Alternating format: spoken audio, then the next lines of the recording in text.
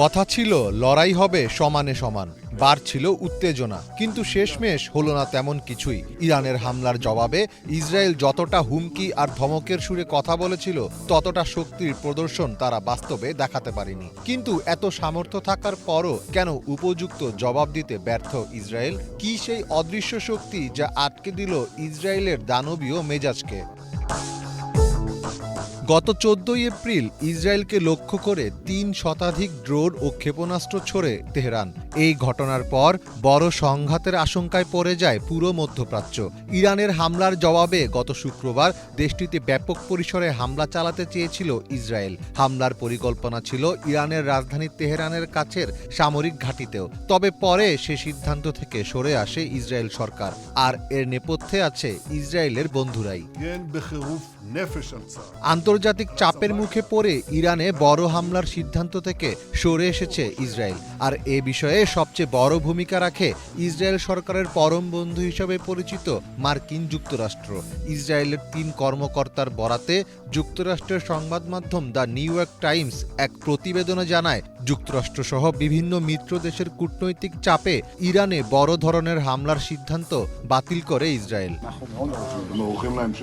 প্রতিবেদনে আরও বলা হয়, ইরানে অনেক বড় আকারে হামলা চালানোর পরিকল্পনা করেছিল ইসরায়েল। এতে মধ্যপ্রাচ্য অঞ্চলে সংঘাত ছড়িয়ে পড়ার সম্ভাবনা ছিল।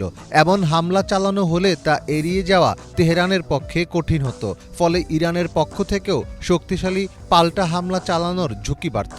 আর এসব বিষয়ে বিবেচনা করে ইরানে হামলার ব্যাপারে ইসরায়েলকে বাধা দেয় যুক্তরাষ্ট্র। একই মতামত দেয় ইউরোপের 2 শক্তিধর রাষ্ট্র যুক্তরাজ্য ও জার্মানি।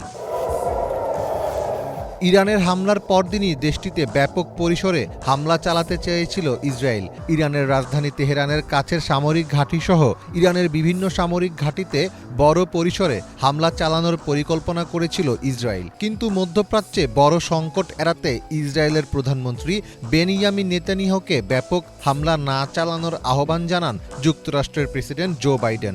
ফলে পরিকল্পনা থাকার পরও কারো সমর্থন না পাওয়ায় বড় কোনো হামলা চালায়নি ইসরায়েল।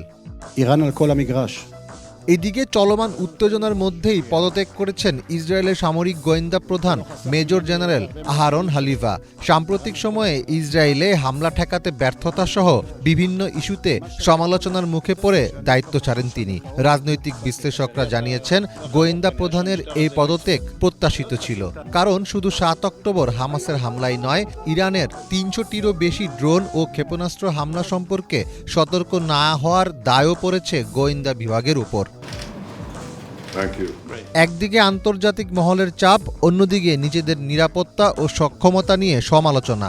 এরই মধ্যে গাজায় ইসরায়েলে হামলা নিয়ে বাইডেন ও নেতানিয়াহুর মধ্যে বেশ দূরত্ব তৈরি হয়েছে। তাই সবকিছু মিলিয়ে এখন বেশ কোণঠাসা অবস্থাতেই আছে দখলদার ইসরায়েল বাহিনী। মীর ফজলে রাব্বি, বাংলা ভিশন।